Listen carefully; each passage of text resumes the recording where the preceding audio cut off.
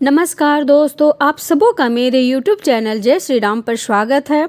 तो दोस्तों, माता लक्ष्मी कहती हैं कि घर की ये 5 चीज़ें कभी किसी को नहीं देनी चाहिए। आज हम माँ लक्ष्मी की एक प्राचीन कथा सुनाने जा रहे हैं। इस कथा के माध्यम से आपको पता चल जाएगा कि एक स्त्री को अपनी घर की कौन सी चीज़ें दूसरों को नहीं देनी चाहिए। जो भी स्त्री ये चीज़ें दूसरों को देती है, महालक्ष्मी उनके घर को छोड़कर चली जाती हैं। दोस्तों, आप इस कथा को पूरा जरूर सुनें, क्योंकि आधा अधूरा ज्ञान घातक होता है। तो दोस्तों, यदि आप मेरे चैनल पर नए हैं तो चैनल को सब्सक्राइब जरूर करें एवं वीडियो को लाइक करें एवं कमेंट में जय माँ लक्ष्मी अवश्य लिखें। तो दोस्तों, जो भी इस कथा को पूरा सुनता है, माँ लक्ष्मी उनकी झोली खुशियों से भर देती हैं। चलिए हम आपको कथा सुनाते हैं। दोस्तों, पूर्व काल की बात है। मध्य देश में एक अत्यंत शोभायमान नगरी थी। उस नगरी में सुकन्या नाम की एक स्त्री अपने पति और सास ससुर के साथ निवास करती थी। सुकन्या एक पतिव्रता नारी थी, जो सत्य धर्म का पालन करने में तत्पर और गृह कार्यों में दक्ष थी। सुकन्या का स्वभाव अत्यंत दयालु था। वह सदैव दूसरों की सहायता किया करती थी। सुकन्या का पति संजय एक वैश्य था। उसकी अनाज की एक दुकान थी। वह बाजार में लोगों की जरूरत की चीज़ों को बेचा करता था। सुकन्या अपने पति से बहुत अधिक प्रेम करती थी। वह अपने पति को ही परमेश्वर मानकर सेवा करती थी।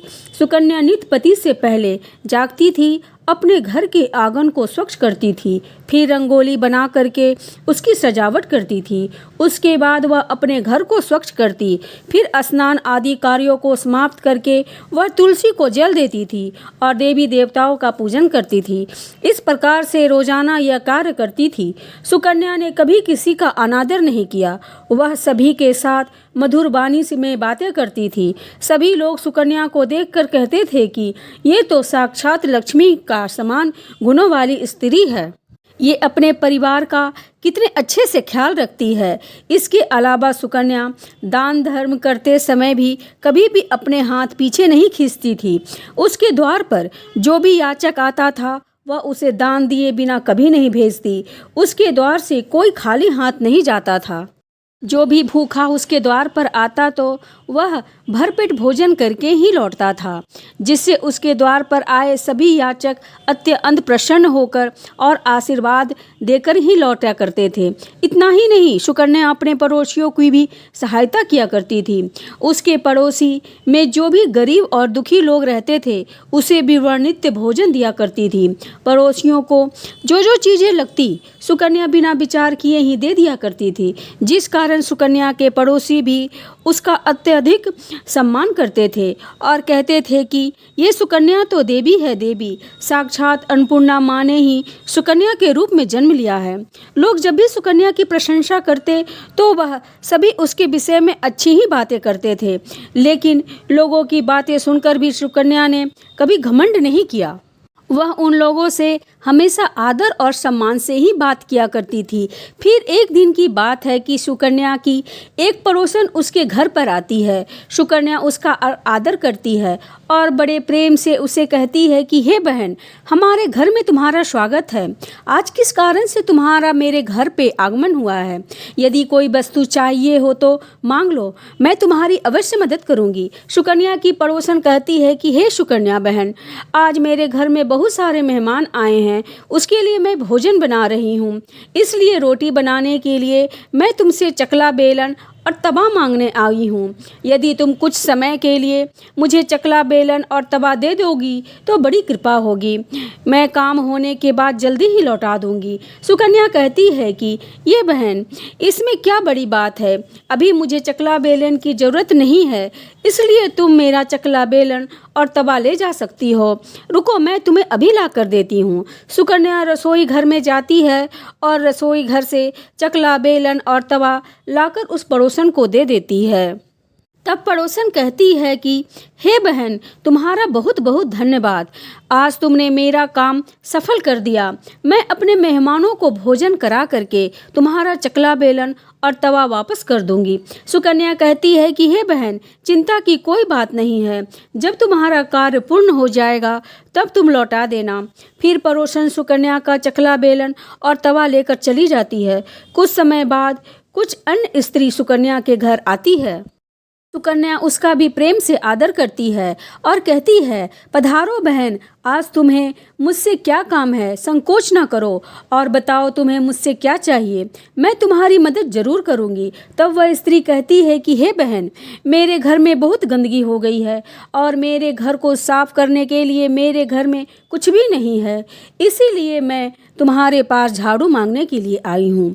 यदि तुम्हें कोई ऐतराज ना हो तो कृपा करके अपने घर की झाड़ू दे दो, मैं अपना घर साफ करके तुम्हारा झाड़ू लौटा दूंगी। सुकन्या बिना विचार किए ही कहती है कि हे बहन, सिर्फ झाड़ू ही तो है, इसमें क्या दिक्कत हो सकती है, तुम रुको, मैं अभी अपने घर की झाड़ू लेकर के आती हूँ। इतना कहकर सुकन्या घर के अंदर जाती है और झाड़ू लेकर के आती है और उस स्त्री को दे देती है। वह स्त्री सुकन्या के घर की झाड़ू को लेकर के चली जाती है। फिर कुछ देर बाद अन्य एक स्त्री सुकन्या के घर पर आती है। सुकन्या उसका भी बड़ी प्रेम से आदर करती है। सुकन्या कहती है, पधारो बहन, क्या बात है, आज मेरे घर पर किस कारण से आना हुआ है, तुम्हें जो कुछ भी चाहिए निसंकोच होकर के कहो, मैं तुम्हारी सहायता करने का प्रयास अवश्य करूंगी। जब वह स्त्री कहती है कि हे सुकन्या बहन, तुम बहुत दयालु हो, हमने तुम्हारे बारे में बहुत सुना है कि तुम सभी की मदद करती रहती हो, इसलिए मैं तुम्हारे पास एक छोटी सी मदद मांगने के लिए आई हूँ। सुकन्या कहती है कि हे बहन, संकोच ना करो, तुम्हें जो कुछ भी चाहिए मांग लो, यदि मेरे बस में होगा तो मैं मना नहीं करूँगी, मैं तुम्हारी सहायता अवश्य करूँगी। तब वह स्त्री कहती है कि हे सुकन्या बहन, आज मेरी बेटी को देखने वाले लड़के आ रहे हैं, इसलिए मैं चिंता में हूँ, मेरे पास पहनने के लिए एक भी गहना नहीं है, तो मैं अपनी बेटी को क्या दूँ, उसके पास पहनने के लिए अच्छे वस्त्र भी नहीं है, इसलिए आप थोड़े गहने और वस्त्र उधार में दे दीजिए, केवल एक दिन के लिए, जब लड़के वाले देखकर चले जाएंगे तो मैं लौटा दूंगी। उस पड़ोसन की बात को सुनकर सुकन्या कहती है कि सिर्फ इतनी सी बात, हे बहन, तुम चिंता मत करो, तुम्हारी पुत्री मेरी छोटी बहन की तरह है, उसकी सहायता मैं अवश्य करूंगी। मैं अभी तुम्हें अपनी साड़ी और गहने देती हूँ, जिसे पहनकर तुम्हारी पुत्री राजकुमारी लगेगी। सुकन्या अंदर जाती है और साड़ी और गहने लेकर आती है और उस पड़ोसन को दे देती है। वह पड़ोसन प्रसन्न होकर सुकन्या की साड़ी और गहने लेकर चली जाती है। फिर शाम हो जाता है। फिर एक अन्य पड़ोसन सुकन्या के घर आती है। सुकन्या उसका भी बड़े प्रेम से आदर करती है। पधारो बहन, आज किस कारण से मेरे घर पर आना हुआ, बताओ मैं तुम्हारी किस प्रकार से मदद कर सकती हूँ। तुम्हें जो कुछ चाहिए निसंकोच होकर कहो, मैं तुम्हारी मदद जरूर करूँगी। तब पड़ोसन कहती है, हे सुकन्या बहन, तुम बहुत दयालु हो और तुम सभी की मदद करती हो, इसलिए मैं तुम्हारे पास आई हूँ। मेरा बच्चा भूखा है और उसे पीने के लिए दूध नहीं है, इसलिए मैं तुम्हारे पास दूध मांगने के लिए आई हूँ। थोड़ा सा दूध मिल जाता तो बहुत कृपा होती। सुकन्या कहती है, अरे बहन, इसमें कौन सी बड़ी बात है, लो मैं अभी तुम्हारे लिए दूध ला देती हूँ। सुकन्या रसोई घर में जाती है और थोड़ा सा दूध लेकर आती है और उस पड़ोसन को दूध दे देती है। पड़ोसन प्रशंसा से उस दूध को लेकर के चले जाती है। इस प्रकार से सुकन्या अपने सभी पड़ोसन की मदद कर देती है और प्रसन्न होकर के घर के काम करने में लग जाती है। फिर रात होते ही उसका पति घर पर लौट आता है। सुकन्या अपने पति को प्रणाम करती है और उसकी खूब सेवा करती है। रात को पति पत्नी आनंद से सो जाते हैं। फिर वह दूसरे दिन जागते हैं तो उन्हें एक बहुत बुरी खबर कानों में पड़ती है।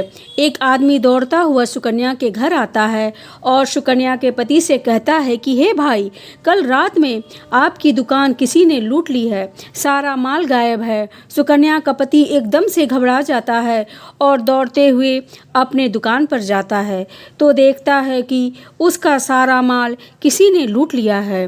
वह देखता है कि उसकी दुकान दुकान में रखा हुआ सारा माल भी चोरी हो गया है। वह दुखी और निराश होकर घर पर लौटता है, सुकन्या को सारी बात बताता है, जिसे सुनकर सुकन्या बहुत दुखी हो जाती है।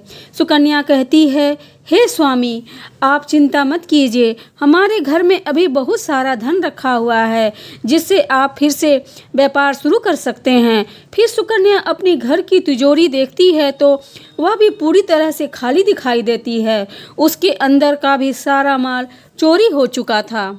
यह देखकर सुकन्या बहुत दुखी हो जाती है।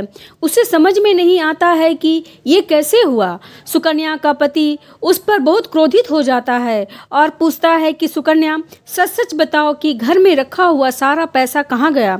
तब सुकन्या कहती है कि हे स्वामी, मैं घर पर ही थी, सारा धन तिजोरी में ही था, किसी ने उसे चुरा लिया, पता नहीं, कृपया आप शांत हो जाइए, हम कुछ न कुछ उपाय जरूर ढूंढेंगे। सुकन्या का पति कहता है, ये जो तुम दूसरों को घर पर बुला करके खिलाती हो, अनजान लोगों को घर में बुलाती हो, यह इसी का फल है। उन्हीं में से किसी ने हमारे घर का सारा पैसा चुरा लिया है। क्रोध में आकर सुकन्या का पति उसे बहुत ही भला बुरा कहता है। सुकन्या की सास भी उसे बहुत भला बुरा कहती है। तुम्हें इन पड़ोसियों को घर के चीज़ों को देती रहती हो, बिना सोचे किसी को कुछ भी दे देती हो। इन्हीं में से किसी ने सारा पैसा चुरा लिया है। घर के सभी लोग सुकन्या को भला बुरा कहने लगे। फिर सुकन्या सबको दिलासा देते हुए कहती है, हे नाथ, मैंने कुछ गहने अपने पड़ोसन को दिए हैं, मैं उनके पास से गहने लेकर वापस आती हूँ। फिर सुकन्या उस गरीब पड़ोसन के घर जाती है तो देखती है कि उसके घर पर भी कोई नहीं होता है। वह स्त्री भी घर छोड़कर सुकन्या के गहने लेकर भाग गई होती है। सुकन्या निराश होकर घर लौटती है और अपने पति को सारी बात बता देती है। सुकन्या की बात को सुनकर उसका पति आंख बबूला हो जाता है और सुकन्या को भला बुरा कहने लगता है। सुकन्या का पति कहता है कि हे सुकन्या, तुम बड़ी ही मूर्ख हो, तुम्हारे ही कारण हमारा सारा धन वैभव चला गया। तुम्हारे दान देने की आदत के कारण ही हम पर ये मुसीबत आन पड़ी है। अब तुम इस घर से मैं नहीं रह सकती, अभी इसी क्षण तुम इस घर को छोड़कर चली जा। सुकन्या कहती है, हे नाथ, आपके सिवा इस दुनिया में मेरा कोई नहीं है, मैं आपको छोड़कर कहाँ जाऊँ। सुकन्या का पति कहता है, तुम कहीं पर भी जा, लेकिन अब तुम इस घर में नहीं रह सकती, तेरे ही कारण मेरा सब कुछ बर्बाद हो गया। तुम इस घर में रहेगी तो बचा खुचा सब नष्ट हो जाएगा।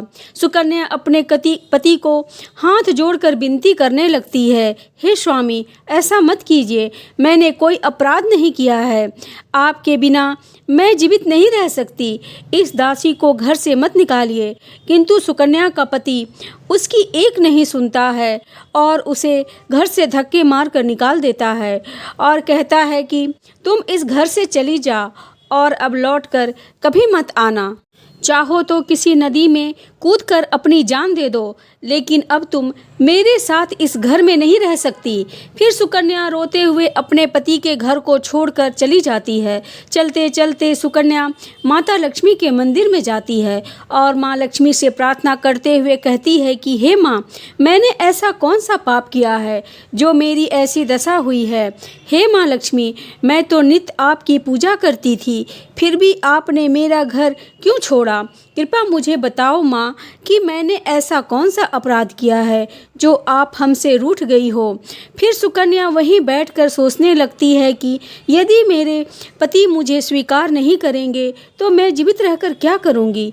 यदि मेरे ही कारण मेरे पति की यह दुर्दशा हुई है तो मुझे जीवित रहने का कोई अधिकार नहीं है। इतना सोचकर सुकन्या अपने प्राण देने के लिए नदी की ओर जाने लगती है।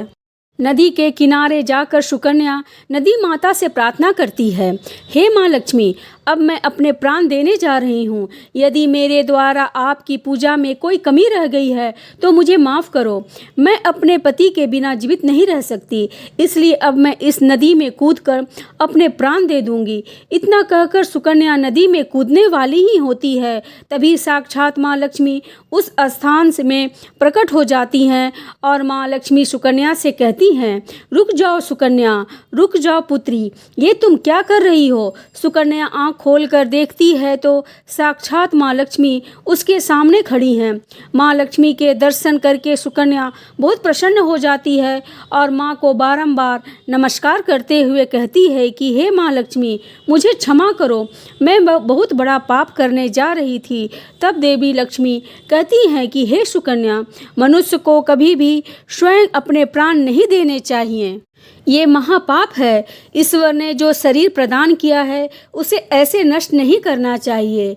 हे माँ, मैं विवश हूँ, मेरे पति ने मेरा त्याग किया है और स्त्री को अपने पति को छोड़कर नहीं रहना चाहिए। मैं अपने पति को छोड़ कर के जीवित नहीं रह सकती, इस कारण से मैं अपने प्राण देने जा रही थी। देवी लक्ष्मी कहती हैं, सुकन्या, मैं सब कुछ जानती हूँ और मैं ये भी जानती हूँ कि तुम्हारा पति तुम्हारा त्याग क्यों किया है।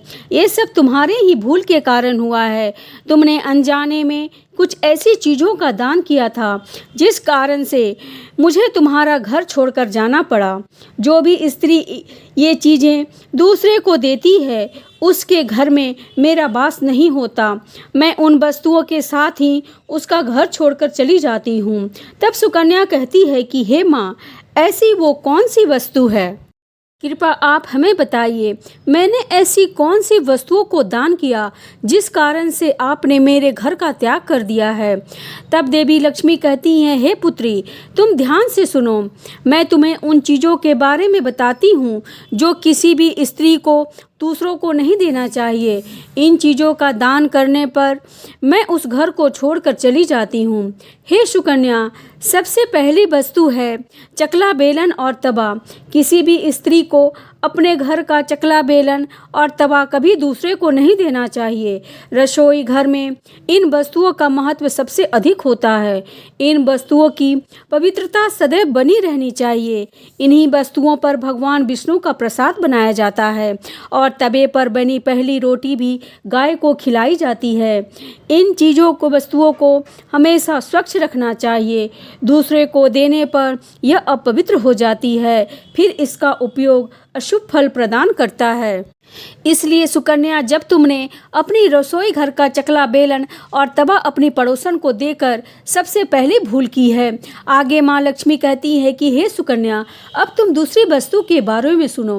तुमने अपनी पड़ोसन को अपने घर में रखी हुई झाड़ू ही दे दी, जिस वस्तु में मेरा सदैव वास होता है, जो वस्तु हमें सदैव प्रिय है, तुमने उसे ही दूसरे को दे दिया, तो फिर मैं तुम्हारे घर में कैसे ठहरती। हे सुकन्या, जो स्त्री अपने घर की झाड़ू दूसरे को दे देती है, मैं उसके घर को त्याग देती हूँ। झाड़ू से घर की स्वच्छता की जाती है। जहाँ पर स्वच्छता होता है वहीं पर मेरा वास होता है। ध्यान में रखना सुकन्या, घर में झाड़ू को हमेशा छिपा कर रखना चाहिए। झाड़ू पर बाहरी व्यक्ति की दृष्टि नहीं पड़नी चाहिए।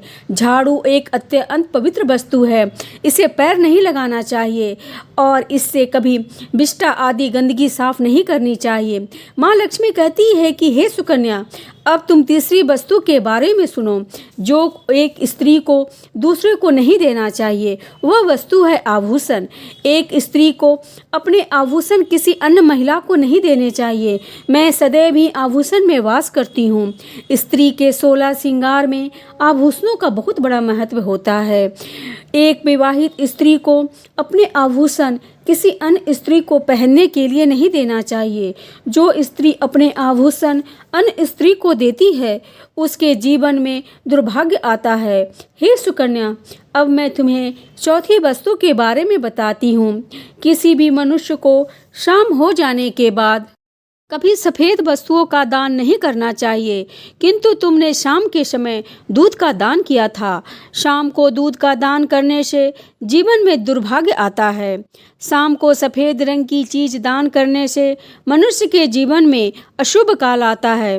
माँ लक्ष्मी कहती हैं, हे सुकन्या, अब मैं तुम्हें उन सारी वस्तुओं के बारे में बता दिया है जिसका कभी भी दान नहीं करना चाहिए। इन वस्तुओं को कभी दूसरों को उपयोग में या उधार में नहीं देना चाहिए। सुकन्या कहती है, हे माँ लक्ष्मी, मुझसे बड़ी भूल हो गई है।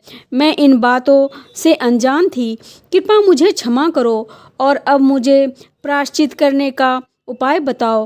तब देवी लक्ष्मी कहती हैं कि हे सुकन्या, तुमने ने तो प्रायश्चित पहले ही कर लिया है, इसलिए अब तुम अपने घर पर लौट जाओ। मैं तुम्हारा संपूर्ण वैभव और धन संपत्ति लौटा देती हूँ। इतना कहकर माँ लक्ष्मी वहाँ से अंतर्ध्यान हो जाती हैं। फिर सुकन्या भी माँ लक्ष्मी को धन्यवाद करती हैं और उस स्थान से घर की ओर जाने लगती है। तभी उसका पति उसे ढूंढता हुआ उसी ओर आ रहा था। वह सुकन्या के पास आकर उससे क्षमा मांगता है और कहता है, हे सुकन्या, मुझे माफ़ करो, मैंने तुम्हें बहुत भला बुरा कहा था। तुम तो साक्षात देवी के समान हो।